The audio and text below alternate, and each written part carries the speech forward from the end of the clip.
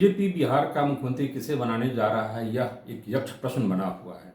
निश्चित रूप से जो रेस में सबसे आगे सम्राट चौधरी एक लंबे समय से बने हुए हैं, हालांकि कभी काल वो नीचे भी चले जाते हैं रेस में। दूसरे नंबर पर नित्यानंद राय हैं, दिलीप जायसवाल हैं, श्रेयसी सिंह का नाम काफ़ी तेजी से भी आगे उभर रहा है। अगर देखें तो सम्राट चौधरी का नाम निश्चित रूप से आगे तो है, लाइमलाइट में लंबे समय से रहे हैं, लेकिन इनके साथ कुछ विपक्ष में भी बातें जाती है कि ये लव कुश समीकरण के तहत कैसे सीएम और डिप्टी सीएम अगर निशांत डिप्टी सीएम बनते हैं तो फिर उनको सीएम कैसे बनाया जाए, क्योंकि दोनों एक ही लव कुश परिवार से बिलोंग करते हैं। और नीतीश जी स्वयं भी एक लंबे समय 20 साल से सत्ता पर काबिज रहे हैं। तो यह जो जातीय समीकरण है जो कि इम्पोर्टेंट है सीएम के चयन के लिए, इसमें कहीं ना कहीं सम्राट चौधरी के साथ प्रॉब्लम है, हो सकता है।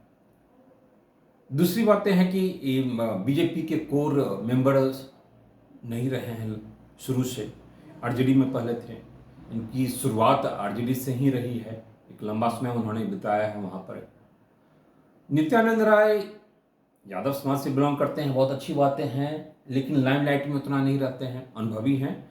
लेकिन इसमें महत्वपूर्ण बात यह है कि उनको मुख्यमंत्री अगर बनाया भी जाता है तो कहीं ना कहीं ज़्यादा वोट शिफ्ट हो जाएगा, ऐसी बातें नहीं है। हालांकि निश्चित रूप से 2-4% वोट भी 2-4% वोट यादवों का भी अगर शिफ्ट होता है तो यह एक महत्वपूर्ण बातें हैं।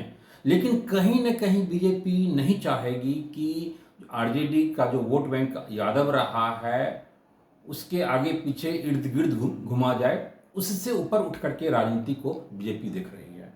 अब तीसरी इंपॉर्टेंट चीज़ है एक श्रेयसी सिंह। श्रेयसी सिंह के साथ बहुत अच्छी बातें हैं कि वो लेडीज हैं, महिला हैं, इनकी जो फैमिली बैकग्राउंड रहा है बहुत ही अच्छा रहा है, दिग्विजय सिंह की बेटी हैं, और इनका व्यक्तिगत जो रहा है, व्यक्तिगत जीवन रहा है, कॉमनवेल्थ गेम में पार्टिसिपेट की हैं, जीती हैं मेडल वगैरह।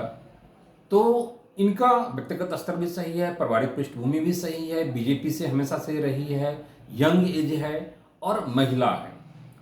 और सबसे इम्पोर्टेंट बात जो बीजेपी चयन करने में इस बात को सावधानी रखती है वो है कि बीजेपी किसको कितना कंट्रोल में रख सकता है, ये भी इम्पोर्टेंट बातें हैं। तो निश्चित रूप से अगर इस एंगल से देखा जाए तो उनको श्रेयसी सिंह को अनुभव तो कम है, लेकिन इसके बावजूद भी विजनरी है, यूथ है, एनर्जेटिक है, अभी शादी विवाह भी नहीं हुआ है, और वह बीजेपी के शीर्ष नेतृत्व को ओबे कर सकती है, उनकी कहीं ना कहीं आज्ञा का अक्षरशः पालन कर सकती हैं, जो कि बीजेपी के शीर्ष नेतृत्व चाहते हैं।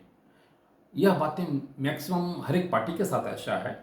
तो मुझे लग रहा है कि महिला में अन्य नाम धर्मशिला गुप्ता का भी नाम आ रहा है। ईवीसी में अगर देखें तो प्रेम कुमार जो विधानसभा अध्यक्ष हैं उनका भी नाम आ रहा है। खजौली के अरुण शंकर जी जो पर्यटन मंत्री हैं उनका भी नाम आ रहा है। तो नाम कई लोग हैं, अभय गिरी का भी नाम आ रहा है, चंद्रशेखर चंद्रवंशी का भी नाम आ रहा है। तो नाम बहुत तो लोगों का आ रहा है, लेकिन इस दौर में निश्चित रूप से मुझे लग रहा है कि महिला होने के नाते, यूथ होने के नाते, और बीजेपी को ओबे कर सकती हैं, एक नई दिशा दे सकती हैं, अच्छी घर परिवार घराने से बिलोंग करती हैं।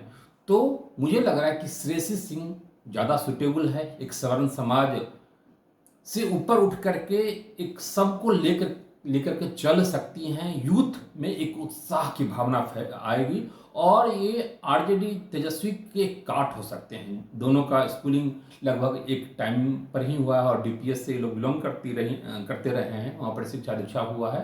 तो आरजेडी तेजस्वी को के काट में श्रेयसी सिंह बहुत ही अच्छी हो सकती हैं। और वैसे ही बीजेपी अभी देख रहे हैं कि